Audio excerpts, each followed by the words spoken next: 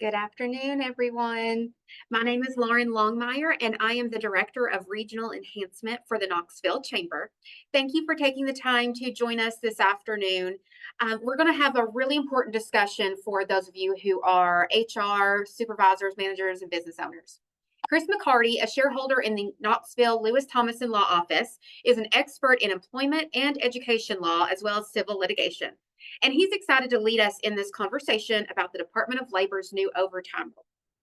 Last month, the U.S. Department of Labor announced a final rule that will raise salary thresholds for certain overtime exemptions under the Federal Fair Labor Standards Act. I'm sure you all know that, and that's why you're here today.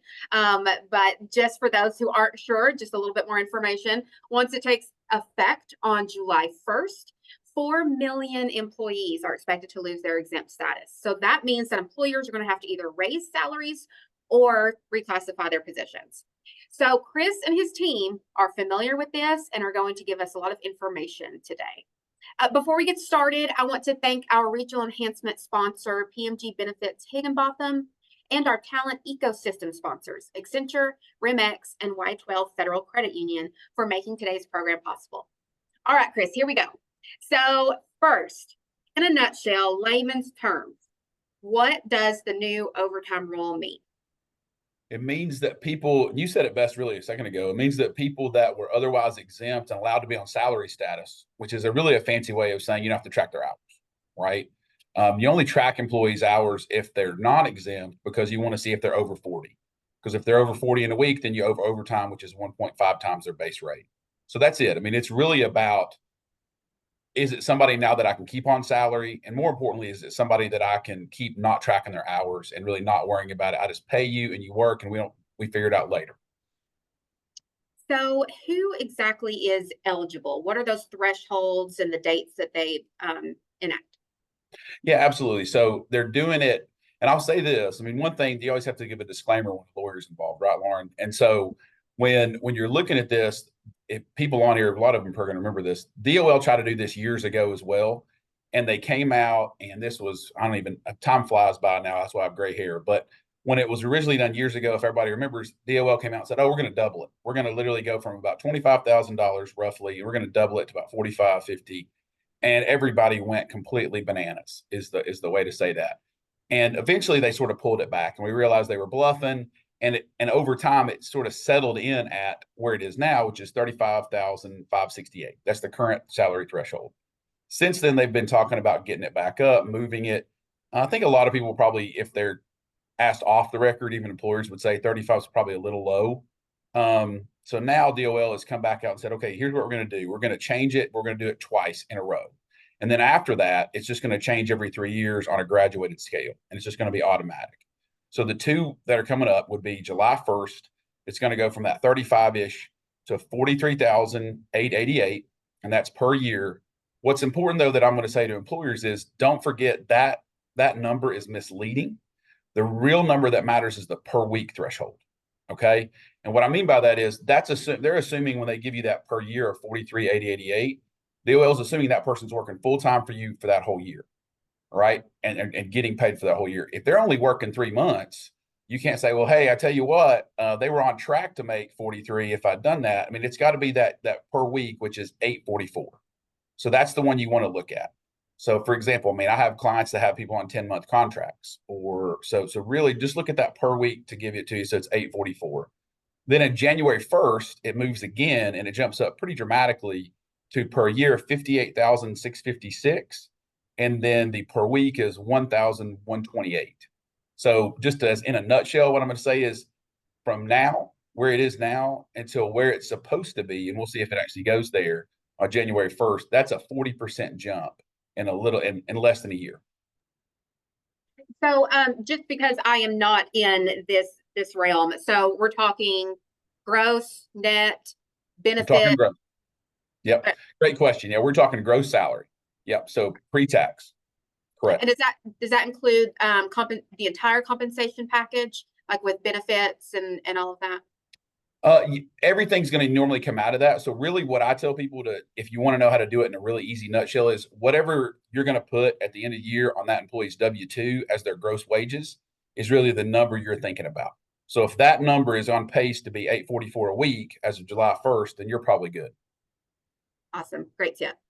Okay. And there was one thing that I had a little trouble understanding, and I wonder if you could help me understand that, is that total annual compensation for highly paid employees threshold. Yeah, Will sure. you explain that a little bit? Yeah, that'll take some time. So let me break this down a little bit more.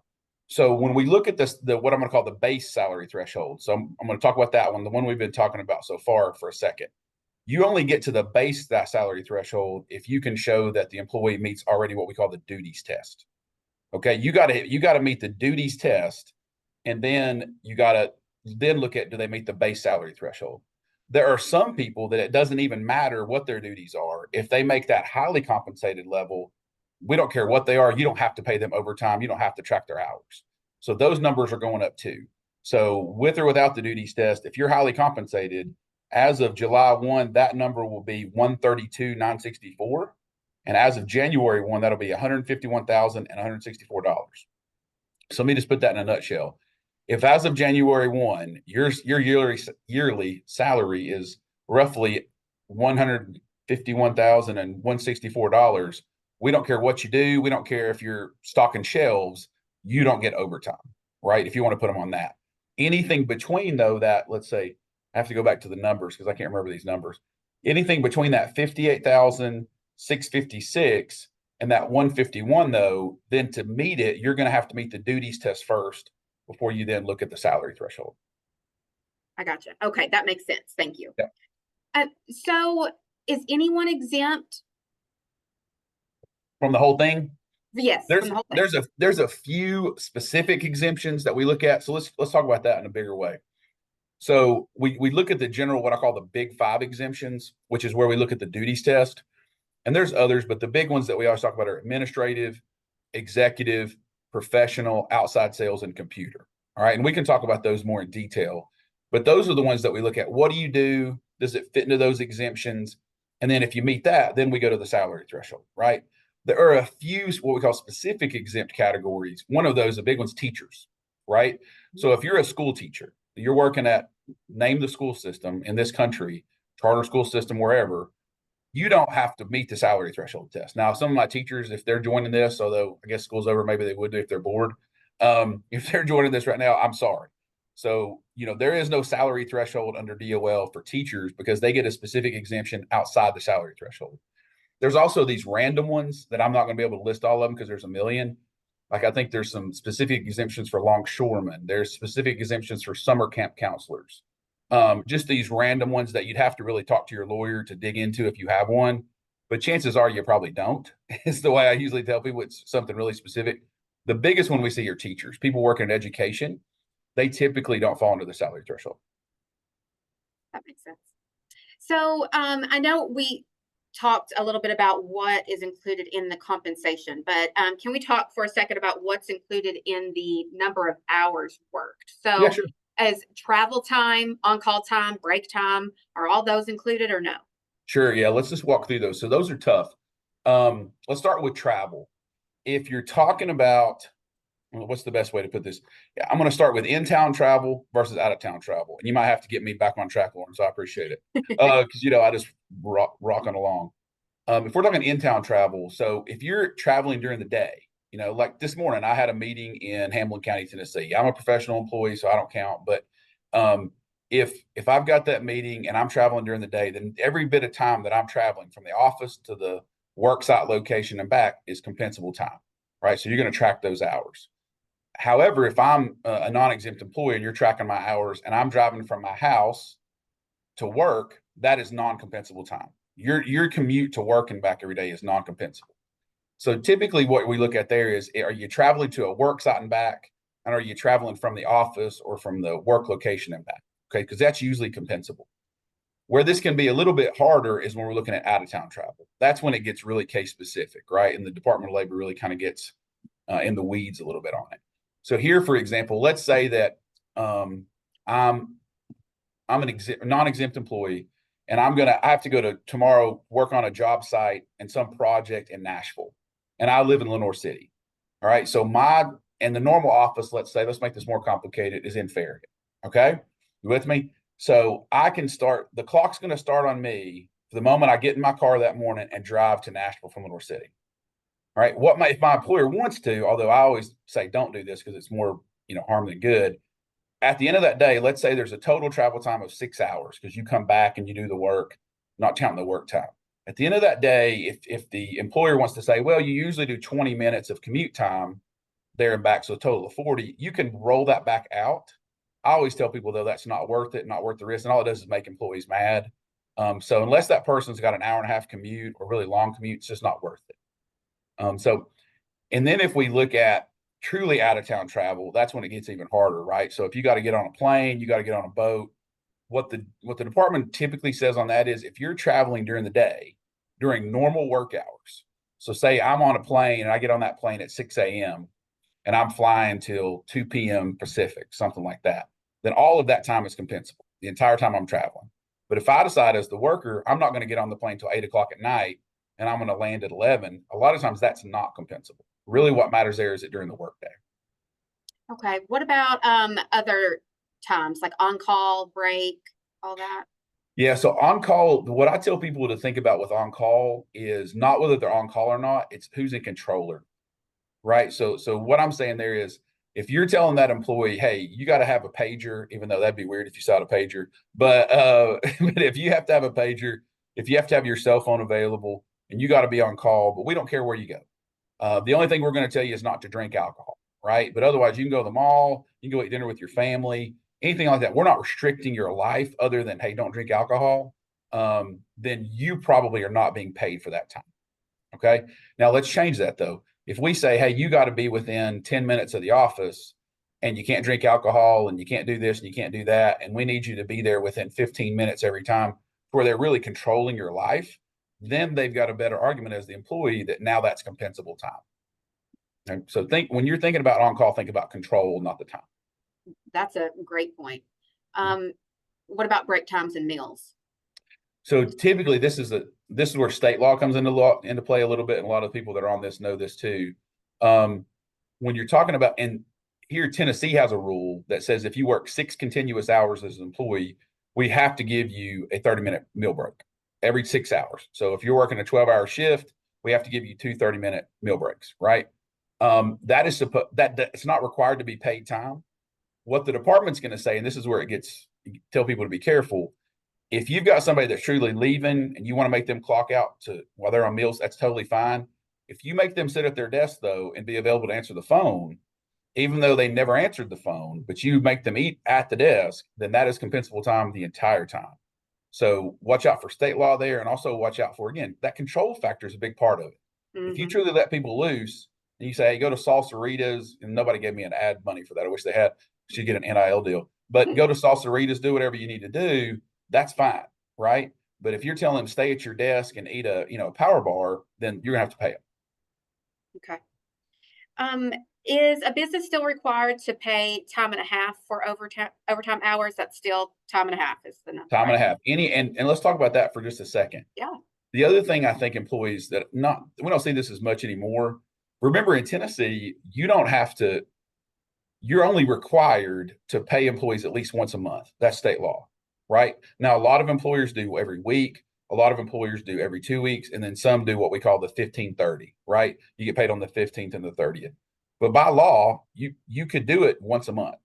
What's confusing about that is that's a state law thing. States determine themselves how often you have to pay your employees. That has nothing to do with the Fair Labor Standards Act, right? So where this is confusing is the only thing the Department of Labor federally cares about is that work week.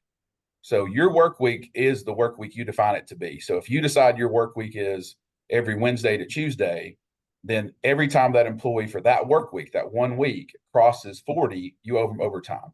What you're not allowed to do, and which employers I've seen do before, is let's say you pay those employees every 2 weeks, or you pay them on the 15th and 30th.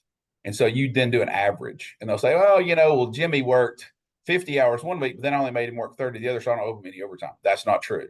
You would owe Jimmy 10 hours of overtime because if he worked over any hours at all, 40 in that week, he automatically gets overtime. That's federal law. Doesn't matter how often you pay him. So you've mentioned just a couple times tracking hours. So does the business need to keep track of overtime hours worked for the employee? So this is a preference and there's like a best practice, and then there's what's required. Yes, you're supposed to have some idea of going back and asking or determining how many hours your employees are working if they're non-exempt. If they're exempt and they meet the salary threshold or one of those specific exemptions, then you're good. You don't have to track their hours at all. Right. So now I can tell you unequivocally, if you got somebody making as of January $151,164 a year, you don't have to track their hours at all. I don't care if they're working at midnight, you're good. Don't track it. We probably already know that, but a best practice is going to be for record keeping purposes. Like if you ever get a Department of Labor audit, or you ever get sued under the Fair Labor Standards Act, having that time clock is your best friend because it's an objective measure of time. It is, they come in, they come out. Now you can put those, as we know, on a phone app where employees come in, they hit a button, they check in, they hit a button, they check out. There's so many different pieces of software technology now to allow you to do that. That's best practice.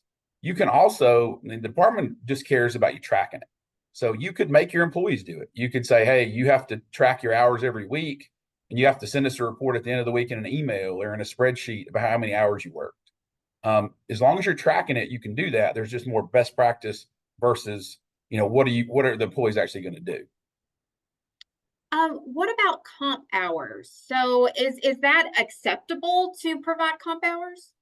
So that is one of the ones that I get a question about a lot, and there's a lot of confusion over that. So, and I represent some public employers. So the answer for a public employer is yes. All right. But then the big confusion over that is there's some rumor that got started years ago that if you're a private sector nonprofit, that you can use comp time. Let me just unequivocally look at the camera and say that's not accurate. Okay. Let me just make it super easy. If you're in the private sector as an employer, comp time is not available. If you're in the public sector as an employer, comp time probably is available. All right. So if I'm working as a maintenance person for name the school system, comp time might be something that school system can utilize instead of offering overtime. Right now, it's more confusing. We can get in a second.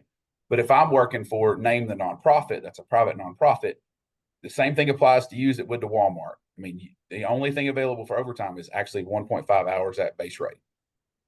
Gotcha. Okay. Thank you. No problem. So you're talking about nonprofits. Do these requirements apply to all nonprofits? They do. Yeah, they do. And again, they do. Let's start with those private nonprofits. So same thing applies to them. Make it easy as if, again, you're Walmart. And I'm not, again, in any other way comparing nonprofits to Walmart. Okay. But going back, if you're a public sector employer, there's also a lot of confusion over how comp time works there too. Here's the big myths I think I see with public sector. One is you can only give up to a certain amount in comp time, and it can be stored and kept. I think that number is typically, unless you're like in first responders can keep more, but most employees in the public sector can only keep up to 240 stored comp time hours before they have to use it and before it's capped. So let's say hypothetically, I'm going to use that maintenance employee again. If I'm that maintenance employee and I've gotten comp time stored up and I hit 240 and I haven't used it, then that employer is going to have to start paying me overtime because I'm now at my comp time max. Okay. The other thing that employers mess up with comp time, this is the bigger issue, is if you can use it. If you're that public sector employer, if you can use it, you can't really make employees use it when you want to. It's when they want to. So if that employee comes in and say, and remember, comp time is 1.52. So if that person works 2 hours of overtime, their comp time is what? It's 3 hours, right? They've got 3 hours of comp time now. If they want to use that on a Friday afternoon, unless you can show a true, I forget the actual terminology, I apologize. But unless you can show that's really, really going to be a problem for you as an employer, you have to shut the office down, something really extreme, you're supposed to let them use it when they want to. And you can't force them and say, hey, Jimmy, you got to use this Friday afternoon. That's not how it works at all. If you're doing it like that, you're violating the law. That's some great information. Thank you. So again, you keep kind of giving us really good lead-ins to the next question. I'm trying. So you talked about violating the law. So what are the potential implications of not abiding by the new rule? Yeah, sure. So the new law, what I would say is if you have people that now, because of the salary threshold, let's say that you've got somebody working and they meet the duties test. Let's say that they meet the administrative exemption, right? Let's say that they're an assistant director of marketing, right? But you're only paying them 45. I don't know how much an assistant director of marketing makes, so nobody get mad right now. I'm just making up numbers. But if you're only paying them $45,000 a year, so as of January 1, you got a problem, right? That if you don't convert that person and they start working overtime, then let's say they work a whole year. And let's say it's 10 hours a week for a whole year. So obviously that's 520 hours of overtime that's unpaid at their base rate. So if it's 45,000, you guys can do the math better now. That's a lot of money. So what I would say there is if the Department of Labor, which is a free complaint, this is what's scary about overtime, right? It's not like somebody's got to sue you to get their money back. They can literally go to the John J. Duncan building, which is where the Federal Department of Labor's office is, and there's an entire team of investigators that only work East Tennessee, and they can make a free complaint online or make a phone call, and all of a sudden you're going to get audited by DOL. And if they come in and find that not just Jimmy, but Jimmy and Janie and Joni were all not getting paid and they're all at 520 hours, now you're over 1,500 hours of overtime, all that's got to be paid back to them. That can be up to 2 years if it's negligent, right? So if you're just doing it because you made a mistake, you don't know what you're doing. And I say that lovingly. It's just an ignorant, negligent mistake. You just calculated it wrong. Maybe you put them in as the incorrect, duties test, whatever, right? Then that's a 2-year statute. So they can only get their money back for up to 2 years. If the department finds, though, that you willfully withheld that, like you knew what you were doing, you just didn't want to pay them, that can go up to 3 years. And as you can imagine, Lauren, it's the multipliers of this that are scary. It's usually not the one employee. The Department of Labor is going to come in and they're going to find that you haven't paid 6 people correctly. And it's 520 hours per 6. And then if it's 3 years, all of a sudden you're looking at a ton of money, right? On top of that, this is why nobody likes violating, messing with the DOL. There's 2 other things you got to worry about. One is if you're a willful violator, if they determine you're just doing this over and over again because you don't care about the law, they can apply a penalty. It can be $1,000 on top of your lost wages, top of the stuff we just talked about. It can be $1,000 per violation on top. So per violation, guys, is every time you do it wrong. Okay, it's a lot of money. It's shutting down the company kind of money if you're a willful violator. And then lastly, but not least, you can also have lawsuits. And here what we see are what we call collective actions. I mean, normally if you get a FLSA case, it's not one employee that's going to sue you. It's a group of employees, or it's a lawyer that specializes in FLSA cases on the plaintiff side. And they're going to say, hey, here's this type of employee. We got one guy let's say it's a waiter, and he's not being paid right for the time in which you're making him, bus tables or something like that. And then all of a sudden they says, well, and he should be counted as part of a collective action because we know you're doing that systematically. And we know you've got 70 employees. They all should be thrown into this collective action. And again, that's when you start seeing those multipliers. I'll say this over and over again. The Fair Labor Standards Act is usually not a scary act for one employee. What's scary is all those things can roll together. And before you know it, you have violations for dozens and dozens of employees. Thank you. Can a business apply for a grace period? Nope.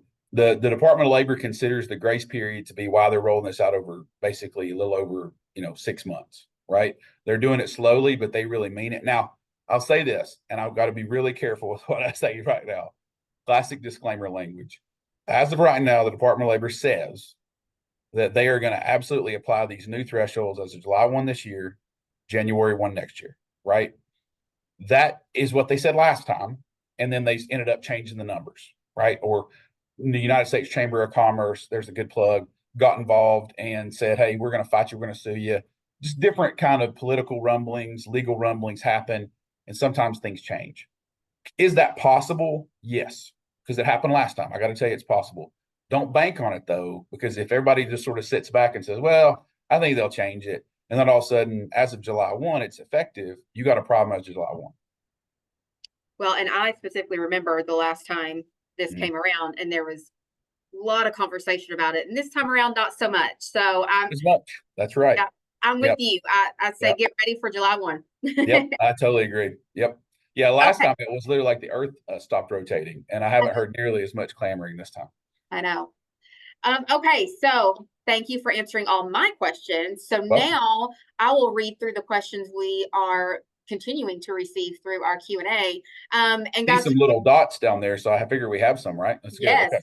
we have 9 right now. So All right, let's do it. guys, keep putting them in there. We'll keep talking about them as long as time allows. Yeah. Okay, so our first one, can inside sales reps be exempt? And can 10% of commission be included to determine threshold? I'm going to start with the first question. Yes, if they have a standard amount that they're making, like a pretty predictable amount on commission, that can be a little case specific. So I'm going to give you the classic lawyer disclaimer again of talk to your lawyer. But is it possible that their commissions or any sort of set bonuses, things like that, can be counted? Yes, it is. It's not automatic though. There's a little bit of art to that. Okay, so just work with your accountant, work with your lawyer. Let me go to the first question. Inside sales is typically not an exempt category. So there's 2 answers to that. Outside sales is. That means the person their primary job is selling, and they're typically more often than not working outside the business or outside an office, right? They're in their car, they're going from place to place. Yeah, they might come in every now and then for meetings, but for the most part, they're on the road or in an airplane, right? Inside sales, the only way you could automatically get it is if they again hit that highly compensated threshold. So if you have an inside salesperson that's easily clearing 151 a year, then yeah, I mean, it doesn't matter what they do, they can be exempt then. Thank you. Okay, next question. Section 13A3, exemption for seasonal amusement and recreational establishments, was last revised July of 2008. Oh gosh. Are there any updates and or revisions to this? Not that I'm aware of. I'm going to totally admit here that I know that exemption, but I know it enough to be dangerous. I'm not an expert on it. Not a lot of my clients are seasonal. What we're basically talking about there though is there is still that exemption available, and there is still typically an overtime exemption for those purely seasonal employers. What I tell employers there, and if somebody's asking this question, they probably know this. What I tell seasonal employers though is don't forget you do have to meet that. Most of your revenue has to take place within a very short window of time. That's why most summer camps easily go into that, and it's easy for them to get in there. It's kind of it's the category where they just kind of fall in completely. Amusement parks used to fall into that a lot easier, but as we know, that season for them has changed, right? Like I grew up in Sevier County. I'm from Seymour. Probably heard the accent. But when I grew up, most of Pigeon Forge, if we're all being honest, most of their revenue is in that summer months, maybe a little bit into the fall. But now, gosh, Pigeon Forge is crowded all through the fall, early.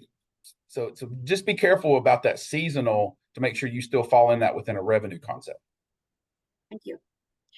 Okay, so we have a little bit of an example in this one. Oh man, I like that. This is speaking from the attendee. As I understand HCE, if you make $107,000 and meet the executive or admin exemption, your pay stays the same. HCE only applies to someone who makes $107,000 and does not meet the exemption. For the example, a store manager who makes $107,000, but also does stocking of shelves, cleaning toilets, etc. In that case, you would have to raise salary to new threshold of 132. Is that correct? I think the way I understood that question, that was long, so I'm not sure my brain followed it the whole way, and I'm saying that with love, whoever asked it. So let me rephrase it to make sure I get it right, okay? So what you're saying is HCE doesn't care about the duties test. Let me put it that way. All right. HCE is right now, if you're 107, we don't care what you do. You don't have to track your hours. 107 or over. Well, it's 107, 432, right? So yeah, if you're stocking shelves, you're doing whatever, you're doing inside sales, the duties test really doesn't matter as long as you're above that. Now, what they are saying is that's going to go up to 151 as of January 1. So yes, anything above 151, you could literally just be stocking shelves and we don't have to track your hours. You can be doing anything. Duties don't matter if you're above 151 because you're highly compensated.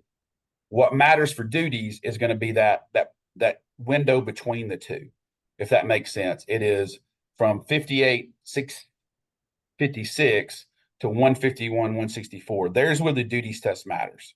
If you're below that 58,656, then the duties test doesn't matter because you can't meet the salary threshold. So you are automatically non-exempt. You are getting overtime if you're not at that salary threshold because we don't care about the duties test. You've already failed at the second prong. So let me just try to summarize this. If you're the only time the duties test matters is if your salary is between 58,656 and as of January 151,164. That's when we have to match the duties as well. So if someone right now is making 110, and so they were above the HCE. Yep. The exemption, the duties test doesn't matter, but then it will matter for them come in July or January. Correct. Yeah, because they would be under it at 110. They'd be under it for both. That's right. So you would have to look at the duties test. Now, this specific example, it says a store manager who also does stocking shelves, things, etc. But the store manager, if they do any of the duties in the duties test, regardless of other duties, like a store manager is going to fall in those, right? That's where it gets complicated. Okay. And the only reason I'm stopping you, I knew where you're going, and I wasn't trying to be rude. No, please. I call this, and no offense to McDonald's if you're on here, because this is just how I think of it. It's not really McDonald's. There was a big surge of Department of Labor complaints and lawsuits years ago over fast food. Let me just say not McDonald's. So they say fast food employers that were trying to claim that people were assistant managers. Okay.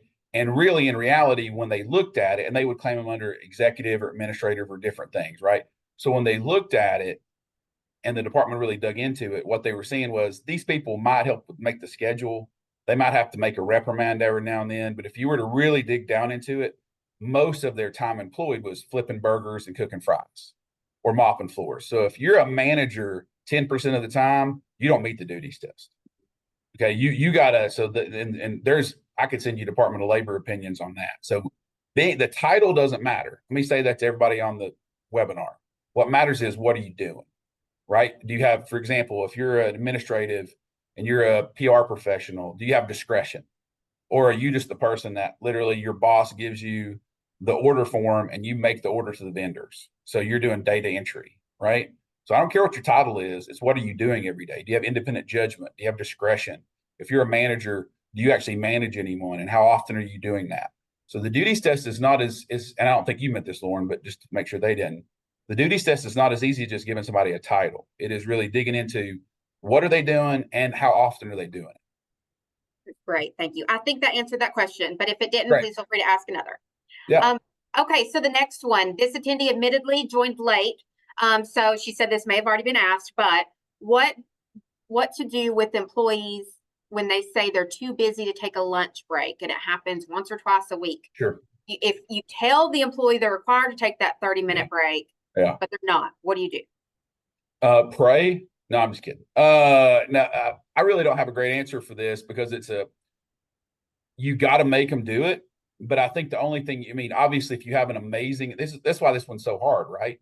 If you have an amazing employee that all they want to do is work and they hate not working, it's hard to get mad at somebody for that. I mean, that seems counterproductive to what you're trying to accomplish, right? So what I say to people is just, obviously, what the Department of Labor would tell you to do is that you have to make them do it. And if they don't do it, you have to punish them for it. You have to give them, and walk them through progressive discipline and fire them. Let's be honest. Like, who's going to fire an employee because they work too much? Okay, that if that's ever happened, I've been doing this a long time. I've never seen it. Okay, so what I tell people to do is just more document it, right? Just every now and then follow up with an email that says, "Hey, I know you're working through lunch still. We've talked about this a number of times. I'm not mad at you. I just want you to take care of yourself, and I want you to make sure I'm following the law. So please, please, please, please, pretty please with the cherry on top, will you please do that?" Okay. And just keep documenting that you're telling the employee to, but in reality, the department can't make you punish an employee, I almost said a kid, an employee for doing the work, right? You just need to try to show, if you need to, that you're trying to follow the law. What about time clock rounding? Time clock rounding. So I know that used to be the case here, actually. So we would just round to the 15-minute increment, or maybe some do the 30-minute increment. Okay. Yeah. If you round up, you're good. If you round down, that's bad. That would be my answer to that. The department's never going to be upset if you round up, because then nobody can ever claim that they got shorted time. But if you have a system in place in which you're rounding down and you're continuously doing that, I would really worry for two reasons. One, because that person's not being truly compensated for their time, and that's happening a lot. And then two, you've created a system in which I could get a subpoena or a discovery request and get all your data, and I could easily have a forensic person go in if I was a plaintiff lawyer, which I'm not, and determine exactly how much money my client's owed. So you're creating your own record, which could hurt you. So rounding up, nah, no issue there. Can an employee ask for hours worked over 40 hours per week in lieu of overtime? Can I earn back PTO hours as straight time? So I guess maybe this is kind of saying a comp time in lieu of overtime. Can I earn back PTO hours as straight time? No, so PTO, unless you work for a public employer, the answer is no. What the employer is not allowed to do and not allowed to make you a deal doing is sort of trade that time off for overtime, because that would be the same thing as comp time. Is basically just time off. I mean, it's the same thing. It's just at a different base rate, right? So the answer is no. The other weird thing that actually brings up another point. I know we got some other questions, so I'll do this quick. Yeah, plenty of time. The other weird thing about Department of Labor issues and FLSA is the employee's not allowed to waive it. I mean, so like for example, if you have one of these cases like I was talking about earlier and I've handled, we're not allowed just to make a settlement with the employee and then the case is over. We have to get either the Department of Labor to approve the settlement or a federal judge. So my point there is, even if you go to your employees and say, hey, are you guys good if we just put this in writing and you work 50 hours and we'll give you some PTO? I'm not saying that's what this person was asking. We'll give you some PTO. Even if you had that signed in triplicate, the Department of Labor would not care, because employees are not allowed to waive their overtime rights. That's a very good point. Thank you. Okay, we kind of touched on this. Do we anticipate challenges to this rule? Sure. I think there have been already some that have been set forth during the comment period. A lot of people have been going back and forth. I do think there's a chance it changes. I would be more shocked. I don't anticipate, let me put it this way. I think you should feel very comfortable in that 43,888 number or the 844 number is going to stay right at that. I think it's at least going to that.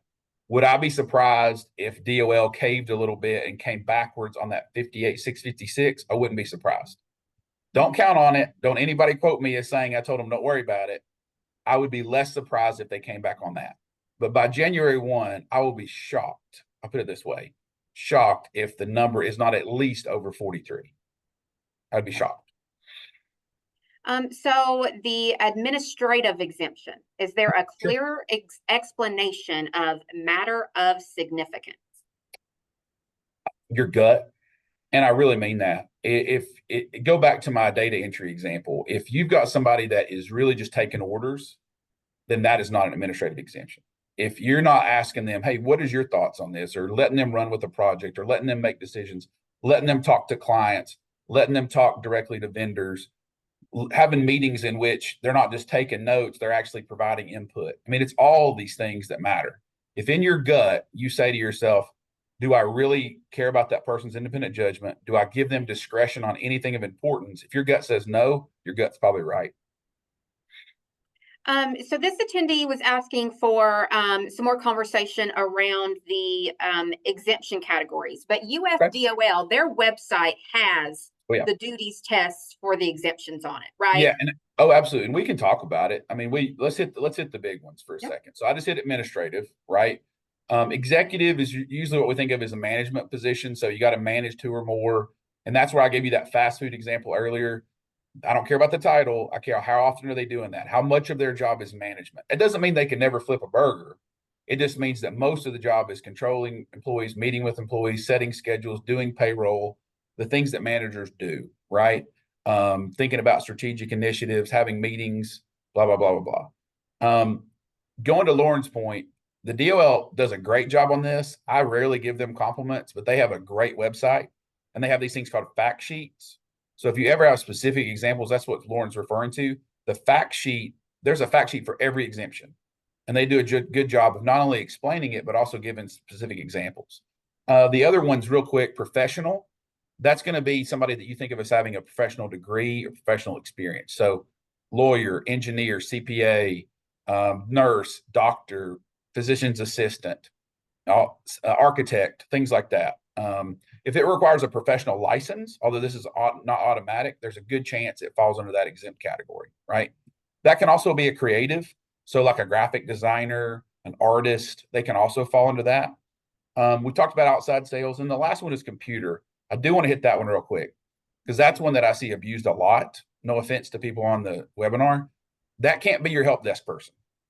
That can't be the person that just happens to be good at computers and every now and then they help people hit the on button. Okay. That's not the person we're talking about. All right. We're talking about somebody that could set up your network.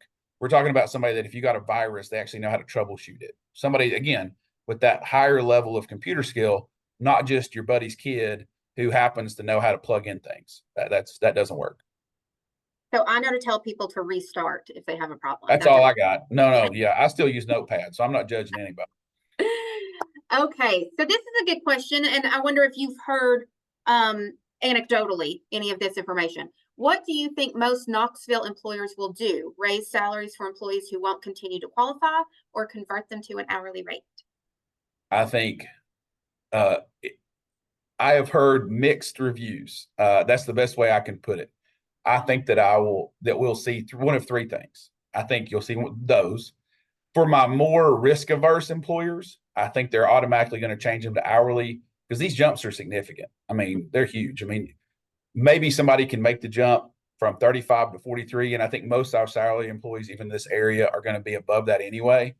But that 56,656 is a much bigger number. Again, that's a 40% jump from now until January 1. So I could see a lot of risk averse employers, especially if you have a lot of white collar employees, just moving to hourly and to start tracking it, right? I think there'll be some that certainly increase it because maybe they're already on the verge anyway and it's just not worth it. So if you got somebody at 55, I'm going to tell you right now, just for all the paperwork and liability and risk that comes with moving them to hourly or not, it's worth another 3,656. I can tell you that for sure without even looking at it. I think there'll be a third category, which will be people that, and again, not recommending it, but you asked, so I got to give the disclaimer. I think there'll be some people that just roll the dice and just say, I'm going to tell my employees that they're guaranteed 40 and they need to tell me if they go above 40 and we need to track it and I'll pay them their overtime.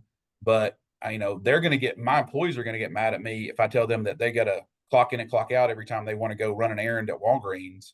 So I don't want to lose employees. So I'm just going to roll the dice a little bit. Probably not advisable, but do I think it's going to happen? Sure. Does the DOL allow for, time clock rounding? So we answered that one. So round up. If you're going to round up. No issue rounding up. Okay. I have an employee that meets the duties test. The base salary is $41,600, but have other business expense arrangements for auto lease and facility lease of $80,700 for a total of $122,300. This is going to be pretty specific. Yeah. Go ahead, Lauren. Yeah. So do they meet the threshold? So basically does auto lease and facility lease, is that included in the total compensation? So that I got to punt a little bit, but I'm going to try to give an answer because that is pretty case specific. I'd have to really look at what you're talking about. I'd have to understand exactly how you're characterizing those expenses. But I'll put it this way. What you can never do is try to convince Uncle Sam that it's one way, and another way, if that makes sense. So for example, if you're not listing that as taxable income or a wage on somebody's W-2, if you think the Department of Labor is going to believe you when you try to count it as a wage for overtime purposes, that ain't going to happen. That's a great little tidbit. Thank you. If you have 4 employees who are managers now and exempt, and 2 will qualify to remain salaried while 2 will not, will this call the exemption into question? No, not if the only reason for the exempt issue is the salary threshold. So if you document it that the only reason they now don't qualify is because the duties test are good. It's 2. Think of it, and I know I'm using my hands, right? Think of it as just 2 completely separate columns, right? Like the duties test first, and then you get to salary threshold. So if you complete the duties test and you're good there, but you fail at salary threshold, they don't really affect each other. Thank you. What about the automotive industry? Are there certain positions we need to be careful about? I talk a lot. It's rarely you got to stump me, but I can't think of anything specifically within that industry that would make me nervous. Now, sales. now that we're talking about it, I haven't considered that, but sales, if you've got somebody that's a really low performing sales employee in the automotive industry, and I mean, what I don't know as I'm sitting here though, and I'm admitting it, is if there's a specific exemption for auto sales. There might be.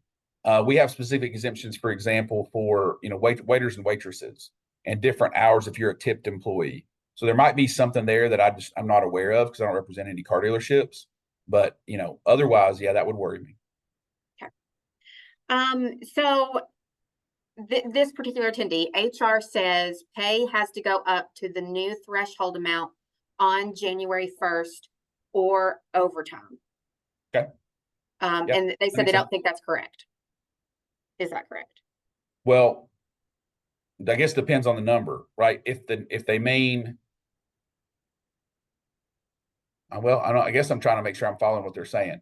If their HR department is saying, if your salary threshold is below 58,656 on January 1, then yeah, you would have to convert to a non-exempt hourly employee under the law that is now going to be eligible for overtime. That would be correct if that's what they're saying. And I assume that's what they July 1st. Yep. Right. July 1st for the lower one, and then the bigger jump into January 1. Right. Yeah. If you need more clarification, just ask another question. We'll be happy to answer again. Sure. And I apologize. I might just be misunderstanding. What about the break waiver for restaurant employees? What, just in general, what about it? Yeah, I guess does it count? Does it get added to hours worked? Is it considered principal income? So typically the answer is yes. And then for restaurant employees, that gets really complicated because then, I mean, you took me down a different road, but then the question becomes, are you a tipped employee, and should that person be a tipped employee, and when are they a tipped employee? Right. I mean, for my restaurant people out there, if you've not had somebody do a deep dive, whether that's a lawyer or an HR consultant that really understands this, please do. Because I can tell you right now, if you go right now and make a Freedom of Information Act request to the Department of Labor in Knoxville or any Department of Labor, and you start looking at who are the people that get dinged the most, it's the restaurant industry. And that's just fact. And it's because of the tipped issue, right? It's taking somebody that is a waiter and doing tip pooling when you shouldn't, or it's doing, they're a waiter and you're only supposed to get that minimum, that tipped wage when you're actually being as a server, but maybe for 2 hours at a time, you got them acting as a hostess, or maybe you got them in the back rolling silverware. Whenever they're doing that non-serving time, they actually should get the federal minimum wage. So you run into other issues there that you really, really, really got to be careful about. What are your thoughts on nonprofit and how they can handle the changes? Anything specific for nonprofits? No, I wish I had better thoughts on it. I mean, I think just understanding that the comp time thing's a myth, and you really can't use that. And it's a real, I don't know how that myth got started years ago, but I know it's still alive and well. And then just, probably switching people over to hourly is your safest bet. I know that's hard because nonprofit budgets, as we all know, are tight. They're dependent on so many things, especially when the economy and inflation's up. I can imagine it's even tighter. So if you can't make those big swings and big jumps, which I know you probably can't if you're a nonprofit, of going up 40% on somebody's salary within 7 months, then it's really going to be more about changing the way you look at it and changing people to hourly wage. This is a good question. An employee meets the duties test and the weekly salary requirements for the first portion of the year, and then decreases their hours and drops below that weekly salary requirement for the remainder of the year. Are they considered non-exempt for the full year, or can they change their status throughout the year? Okay, I lost that in the middle, and I'm admitting. So give me it one more time, Lauren. I'm sorry. Yeah. Okay, so you said that weekly threshold is what's really important. So if they hit that weekly salary threshold, and then halfway through the year they decrease their hours, so they don't hit the weekly, are they still considered exempt? Do you does it? No, it's just the money that matters. It's not the hours for the salary threshold. I think it's the way I would answer that. So if the hourlies drop them down, if the never vows drop them below the salary? Yeah, if they're not making at least that a week, it doesn't matter how many hours they're working. If they're not making that as of January 1,128 a week, or as of July 1, 844, doesn't matter how many hours they're working. They got to hit that amount before you can even consider their duties. So that's the answer. So I see why people would jump into that world of, Well, if they were at 40 hours, they'd be at 844, but now they're at 20. So that actually should be this. That's not how it works. It is truly just that threshold is a minimum number. It's a total number. So if they're not making at least that, doesn't matter how many hours they're at, then you got a problem. So can their exemption change in the middle of the year? Sure. Their exemptions can change tomorrow. Okay. Absolutely. Okay, we kind of talked about this too, but what about that employee? Do you say don't work over 40 hours, but they do it anyway? Do you have to pay them time and a half? Do you You do. reprimand them? I'm glad you brought that up. So yeah, you definitely, and I'm sorry, I think I interrupted you. I apologize. Oh, So the answer to that is yes. So it doesn't, so let's just say you have a rule that says you cannot work overtime or over 40 unless you get express permission from the employer. But you got an employee that just works all the daggone time and they're putting their hours in and they're at 50, they're at 50, they're at 48. You absolutely, by law, if they're working, you have to pay them for that hours and it has to be at the rate. And then at over 40 has to be at 1.5 times. What the department says you're supposed to do is then punish them for that. So if you do have somebody that's violating that rule, being insubordinate, you have to pay them, but then you have to say, hey, here's your money for that, but here's your reprimand too. Here's your money for that. Here's your suspension because you're not listening to me. I'm telling you not to do this. And in fact, you can fire somebody if they continuously, do that for sure. Not a retaliation issue if they're violating an express rule. Where do you find a list of specific job exemptions such as automotive sales associates? So that's the fact sheets on the USDOL. There's fact sheets. Yeah, there's fact sheets. For not for all of them. I mean, sometimes they're really hard to find, to be candid. I mean, those really specific exemptions, you have to dig and sort of deep dive into the regs themselves. For the bigger ones like teacher or like higher ed, you can find a fact sheet on that, but there's not always a fact sheet. Like, for example, you're not going to find a fact sheet on camp counselor, but I know that's one that's a specific exemption. So you might just have to work with a consultant or somebody, if you can't find it, that can help you look at it. Okay. I know everybody will be shocked that the feds don't make things super easy. But go ahead. Okay, so the salary non-exempt classification, is that acceptable for someone who's under the new threshold? Is that what they It is. Yeah. So what you're doing, but there's a catch. So can you use somebody that is a salary? Let me put it this way. Can you put somebody on a salary that is non-exempt? Yes, but there's two catches to it.